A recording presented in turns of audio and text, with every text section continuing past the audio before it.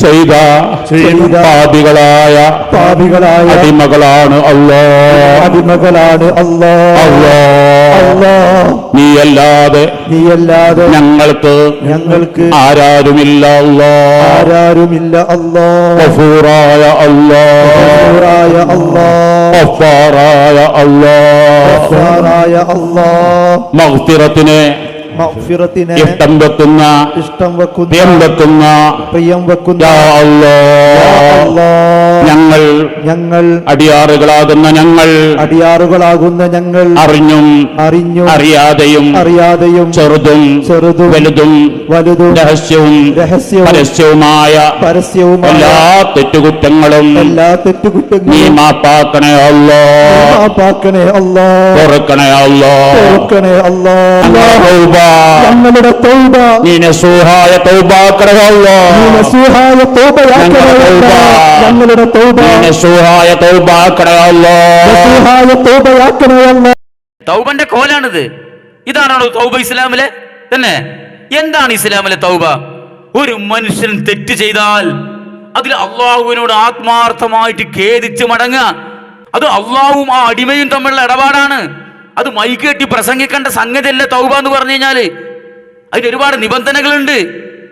ഇത് കൊല്ലം ഇങ്ങനെ ഒരു മൈതാനത്ത് ഒരുമിച്ച് കൂട്ടിയിട്ട് ഇങ്ങനെ കൊല്ലം തൗബ പുതുക്കുക. പച്ചക്കറി കടയിലെ കേബേജിന്റെ മാതിരി ഇങ്ങനെ ഓരോ ദിവസം ഇങ്ങനെ തൊലി കളഞ്ഞിട്ട് ഇങ്ങനെ റീഫ്രഷ് ആകുക.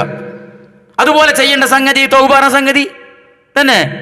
എന്നിട്ടൊരു പുരോഹിതന് സ്റ്റേജിന്റെ മുകളിൽ ഇരുന്നിട്ട് ഇങ്ങനെ മൈക്കിന്റെ മുമ്പിൽ ഇരുന്നിട്ട് ഇങ്ങനെ തൗബ ഇങ്ങനെ കൗമിന് ചൊല്ലിക്കൊടുക്കുക. കൗമ അങ്ങനെ ഏറ്റിച്ചല്ല. ഞങ്ങൾ അറിഞ്ഞു അറിയാതെയും ചെറുതും വലുതുമായ രഹസ്യവും പരസ്യവുമായ അനേക കോടി പാപങ്ങൾ ചെയ്തിട്ടുണ്ടല്ലോ. തൗബ. ഇത് തൗബനോട് ഇതാണ് തൗബ. തൗബ എന്ന് പറഞ്ഞാൽ എന്താണ്? അത് അള്ളാഹുവിന്റെ മുമ്പിൽ ഒരു മനുഷ്യൻ ഒറ്റക്കിരുന്ന് സ്വകാര്യമായി അള്ളാഹുവിനോട് ആത്മാർത്ഥമായിട്ട് പൊട്ടിക്കരഞ്ഞ് ഖേദിച്ച് മടങ്ങേണ്ട സംഗതിയാണ് തൗബ. അല്ല ഇതുപോലെ ഇങ്ങനെ മൈക്കട്ടി ആഭാസത്തരം നടത്തുന്നല്ല തൗബ. നിങ്ങളിപ്പോ ഒരു വ്യക്തിനോട് തെറ്റ് ചെയ്തു. നിങ്ങൾ അയലോക്കക്കാരനായ അയമുട്ടിയാക്കാരന്റെ സ്ഥലം ഒരു 1/2 സെന്റ് നിങ്ങൾ കയ്യേറി. നിങ്ങൾക്ക് അതിൽ കുറ്റബോധം തോന്നി. നിങ്ങൾ എങ്ങനെയാ പോയി പൊരുത്തപ്പെടിപ്പിക്കല്? പള്ളിക്കലെ ഉസ്താദിനെ വിളിച്ചിരുന്നിട്ട് നിങ്ങളെ വീടിന്റെ സിറ്റ് ഔട്ടിൽ ഇരുന്നിട്ട് ഒരു മൈക്കൊക്കെ കെട്ടിയിട്ട് ഉസ്താദ് ഇങ്ങനെ വിളിച്ചു പറയാ, എൻ്റെ അയലോക്കക്കാരനായ അവറാൻകുട്ടി മകൻ അയ്മുട്ടി എന്നവരുടെ 1/2 സെന്റ് സ്ഥലം, ആ 1/2 സെന്റ് സ്ഥലം ഞാൻ കയ്യേറിയിട്ടുണ്ട്. അത് തെറ്റാണെന്ന് എനിക്ക് ബോധ്യപ്പെട്ടിരിക്കുന്നു. ആയതിനാൽ ഇന്ന് മുതൽ 1/2 സെന്റ് പോയിട്ട് 1/2 അടി പോലും മണ്ണ് ഞാൻ കവർന്നെടുക്കുന്നതല്ല. ഞാൻ കവർന്നെടുത്ത 1/2 സെന്റ് സ്ഥലം ഞാനിതാ വിട്ടു തന്നിരിക്കുന്നു അയ്മുട്ടിയെ. ഉസ്താദ് ഇങ്ങനെ മൈക്കി കൂടി പറയാ, അങ്ങനെ സിറ്റ് ഔട്ടിൽ നേരിട്ട് പറയാ. അതാണോ അയ്മുട്ടിനെ കൊണ്ട് പൊരുത്തപ്പെടിക്കല്? കേട്ടിക്കണ അയ്മുട്ടി എന്ത് വിചാരിച്ചും? ഇവൻ തമ്മാടി മാത്രല്ല തലക്ക് വെളിവില്ലാത്തവനും കൂടിയാണ് വിചാരിക്കൂലേ? ഇതാണോ തൗബ? അവിടെ ചെയ്യേണ്ട എന്താണ്? അയ്മുട്ടിനോടൊന്ന് പറയാം, അയ്മുട്ടിയെ എൻ്റെ ഒരു അബദ്ധം പറ്റി, എനിക്കതിനെ കുറിച്ച് വേണ്ടത്ര ബോധമില്ലായിരുന്നു. എൻ്റെ 1/2 സെന്റ് സ്ഥലം ഞാൻ തിരക്കിയിട്ടുണ്ട്, അതിൻ്റെ കയ്യിലുണ്ടായത് ഞാൻ എനിക്ക് വിട്ടുവന്നു. ചെയ്തു പോയ തെറ്റിന് എനിക്ക് പുറത്തു തരണം. ഞാൻ അള്ളാഹിനോട് തൗബ ചെയ്യുന്നുണ്ട്. ഇതല്ലേ തൗബ? അല്ലാതെ അങ്ങനെ മൈക്കെട്ടി ഇങ്ങനെ അങ്ങാടിയിൽ വിളിച്ചു പറഞ്ഞോ തൗബ. എന്ത് തൗബയാണത്? അപ്പൊ ഇത് എന്തിനാന്നറിയോ? ജനങ്ങളെ വിളിച്ചു കൂട്ടിയിട്ട് ജനങ്ങളെ പോക്കറ്റിലുള്ള പൈസ പിടുങ്ങണം. അതിനാണ് തൗബ സമ്മേളനം, ദിക്ർ ഹൽക്ക, സ്വലാത്ത് മജ്ലിസ്, മൗലിദ് സദസ്സ്. ഇതൊക്കെ ഇതിനുള്ള പരിപാടിയാ. ഈ കപട ആത്മീയ പ്രസ്ഥാനങ്ങൾക്കും ത്വരീഖത്ത് പ്രസ്ഥാനങ്ങൾക്കും ആളെ കൂട്ടാനും അവരുടെ സമ്പത്ത് ചൂഷണം ചെയ്യാനുള്ള മാർഗങ്ങളാണൊക്കെ. ഇസ്ലാമിലെ പരിശുദ്ധമായ വിശ്വാസങ്ങളും ആചാരങ്ങളും കച്ചവടവൽക്കരിക്കുക. തൗബ കച്ചവടവൽക്കരിക്കുക, സ്വലാത്ത് കച്ചവടവൽക്കരിക്കുക, ദിക്ർ കച്ചവടവൽക്കരിക്കുക, എല്ലാം കച്ചവടവൽക്കരിക്കുക. എന്നിട്ട് മൂപ്പര് അതിന്റെ ഇടയിൽ കൂടി വേറെ കോമഡി പറയുന്നത് എന്താ അറിയോ? അല്ലാഹുവേ നീ അല്ലാതെ ഞങ്ങൾക്ക് വേറെ ആരാണ് ഉള്ളത്? ഇതിപ്പോ തൗബ മജ്ലിസ് ആയതുകൊണ്ട് അങ്ങനെ പറഞ്ഞുട്ടോ. ബദർ മജ്ലിസ് ആണെങ്കിലോ അപ്പൊ മൂപ്പരെ പരിപാടി എന്താണ്? കേട്ടോളി. തിരമ്പുന്ന തിരൽമാലകൾക്കിടയിൽ കുറെ മീറ്ററുകൾ ഉയരത്തിലതാ ഓപ്പൺ ബോട്ടാണ്, കപ്പലല്ല. സൗകര്യങ്ങളുള്ള ബോട്ടല്ല, ഒരു സൗകര്യമില്ലാത്ത സാധാരണ കപ്പലാണ്. പെട്ടെന്ന് മതിൽ ഹജ്ജ് ക്ലാസ്സിലേക്ക് നടക്കുന്നതിന് വേണ്ടി വരികയാണ്. അതാ കടൽക്ഷോഭം വളരെ വളരെ രൂക്ഷമാവുകയും ഇതാ മരണത്തെ മുഖാമുഖം കാണുന്ന രംഗം, മരിച്ചെന്ന് കടലിൽ മറിഞ്ഞെന്ന് വിശ്വസിക്കുന്ന രംഗം. പക്ഷേ ആ സമയത്തൊക്കെയും വിളിച്ചത് ബദരീങ്ങൾ തപസ്സുലാക്കിക്കൊണ്ട്, ബദരീങ്ങളെ എന്നെ രക്ഷപ്പെടാൻ യഥാർത്ഥത്തിൽ വിരീതൻ മനസ്സ് ഇതിൽ മരിക്ക് വെള്ളത്തിൽ മുങ്ങുക തന്നെ ചെയ്യും. മരിച്ചാൽ ഏതെങ്കിലും മത്സ്യത്തിന്റെ വയറ്റിൽ എന്റെ മയ്യത്ത് നിസ്കരിക്കാൻ പോലും, റബ്ബേ എന്നെ എവിടെയെന്ന് കാണാൻ പോലും മനസ്സങ്ങത്ത് മറിഞ്ഞ സമയത്ത് ഓർമ്മ വന്നത് ബദരീങ്ങളെയാ. ബദരീങ്ങളെ, നിങ്ങളല്ലാതെ രക്ഷിക്കാനില്ല, എനിക്ക് വിളിക്കാൻ നിങ്ങളല്ലാതെ മറ്റാരുമില്ല, നിങ്ങൾ എന്റെ കൈവിടല്ലേ. ഇതാണ് ഉമ്മാരെ കോലം, അവസരവാദ ആദർശം. തൗബ മജ്ലിസ് പറയാണ്, അല്ലാഹുവേ നീ അല്ലാതെ ഞങ്ങൾക്ക് വേറെ ആരാണുള്ളത്. ബദർ മജ്ലിസ് പറയാണ്, ബദരീങ്ങളെ നിങ്ങളല്ലാതെ ഞങ്ങൾക്ക് വേറെ ആരാണുള്ളത്. കണ്ടം ഇടറി വിറപ്പിച്ചേക്കാൻ ഇങ്ങനെ ചോദിക്കാണ്, നിങ്ങളല്ലാതെ ബദരീങ്ങളെ വേറെ ആരാണ് ഞങ്ങൾക്കുള്ളത്. അവിടുന്ന് അങ്ങനെ കിടന്ന് ആലറിയാ, അപസ്മാരം മുടിച്ച പെണ്ണുങ്ങൾ അലർന്ന മാതിരി. ഇതാണ് ഇവന്മാര്. ഇവർക്ക് പൈസ പിടുങ്ങാൻ വേണ്ടി ഓരോ സ്ഥലത്ത് ഓരോ ആദർശം, ഓരോ നിലപാടുമാണ്. ഇത് രണ്ട് പെണ്ണിട്ട് ചില ആണുങ്ങൾ കാട്ടുന്ന ട്രപ്പീസുകൾ ഉണ്ടല്ലോ. ആദ്യത്തെ പെണ്ണുങ്ങൾ എടുത്ത് പോകുമ്പോൾ പറയും, എടീ ഇജാണ് എന്റെ മാണിക്കക്കല്ല്, ഇജല്ലാതെ വേറെ ആരാടി എനിക്കുള്ളത്, അന്നല്ലേ ഞാൻ ആദ്യം കെട്ടിയത് പറയും. 2 ദിവസം കഴിഞ്ഞ് രണ്ടാമത്തെ കെട്ടിലെടുത്ത് പോകുമ്പോൾ എന്ത് പറയും, എടീ ഇജല്ലേ പുതിയത്, ഇജല്ലേ ഫ്രഷ്, ഇജ് കഴിഞ്ഞിട്ട് എനിക്ക് മറ്റാരും ഉള്ളൂ, ഇജല്ലാതെ വേറെ ഏത് മാണിക്കക്കല്ല എനിക്കുള്ളത് പറയും. രണ്ടാളെയും സൂചിപ്പിക്കും. ഈ പരിപാടിയാണ് ഇവരെ എടുക്കുന്നത്. ബദർ മജ്ലിസിൽ ചെന്നാ പറയാ, ബദരീങ്ങളെ നിങ്ങളല്ലാതെ വേറെ ഓരോണ് ഞങ്ങൾക്കുള്ളത്. തൗബ മജ്ലിസിൽ പോയാലോ, അല്ലാഹുവേ നീ അല്ലാതെ വേറെ ആരാണ് ഞങ്ങൾക്കുള്ളത്.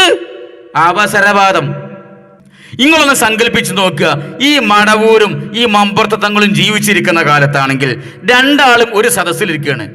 ഒരുത്തം പോയിട്ട് പറയണേ, മമ്പുറത്തെ തങ്ങൾ ചോട്ട് പോയിട്ട് പറയണേ, മമ്പുറത്തെ തങ്ങളെ നിങ്ങളല്ലാതെ എനിക്ക് വേറെ ആരും ഇല്ലട്ടോ പറയാ. നേരെ തിരിഞ്ഞിട്ട് മടവൂരിന്റെ ചോട്ട് പോയി പറയാം, മടവൂരേ നിങ്ങളല്ലാതെ വേറെ ആരും എനിക്കില്ലട്ടോ എന്ന് പറയാം. കാരണം നോക്കി ഒന്ന് പൊട്ടിക്കൂലേ, ജി എവിടെയെങ്കിലും ഒന്ന് ഉറച്ചു നിൽക്കണം നമുക്ക് എന്ന് പറയില്ലേ. അപ്പൊ ഒക്കെ ഒരു ആഭാസത്തരം. മനസ്സിലായി നിങ്ങൾക്ക്?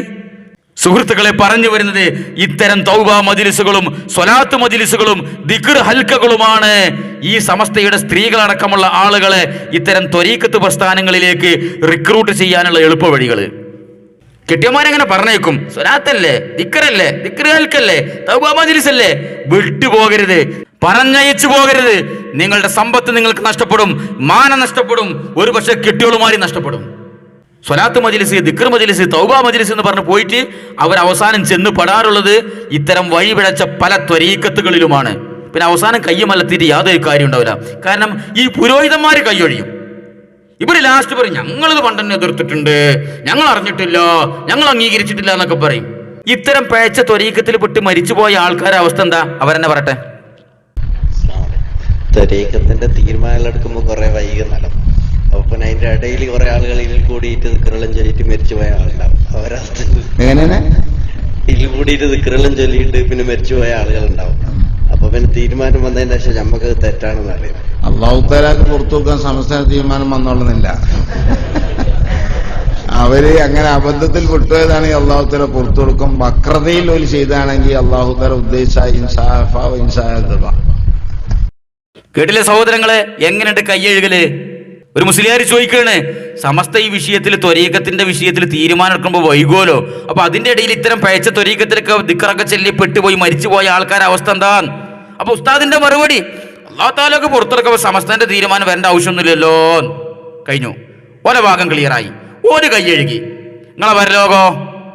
കാരണം സമസ്ത ഈ വിഷയത്തിൽ തീരുമാനം എടുക്കുന്നതിന് മുമ്പ് സമസ്ത കുറേ കാര്യങ്ങളൊന്ന് ആലോചിക്കും. ത്വരീഖത്ത് എന്ന് പറഞ്ഞാൽ ഇസ്ലാമിനെതിരാണോ എന്നല്ല ഒരു ആദ്യം ചിന്തിക്കുക, നമ്മളെ സംഘടനയ്ക്ക് എതിരാണോ ത്വരീഖത്ത് എങ്കിലും എതിർക്കും. ഇതാണ് ഓരോ നയം. ഇത് ഞാൻ വെറുതെ ആരോപിക്കില്ല. ഈ കേരളത്തിൽ ഈ അടുത്ത കാലത്ത് മുളച്ചുപൊന്തിയ, സമീപകാലത്ത് മുളച്ചുപൊന്തിയ ചില ത്വരീഖത്തുകളുടെ ചരിത്രങ്ങൾ പരിശോധിച്ച് നോക്കി. ഇപ്പൊ ഈ ലാസ്റ്റ് പറഞ്ഞ ആലുവ ത്വരീഖത്ത്, അതിനാരാ ഏറ്റവും കൂടുതൽ എതിർത്തത്? EK ഗ്രൂപ്പേര്. കാരണം എന്താ? EK ഗ്രൂപ്പിലെ പണ്ഡിതന്മാരാണ് ആ ത്വരീഖത്തിൽ പോയത്, ഹുദവികളും ഫൈസുകളും. അന്ന് സ്റ്റേജാന്തരം അതിനെ ശക്തമായി എതിർത്തത് EK ഗ്രൂപ്പേരാണ്.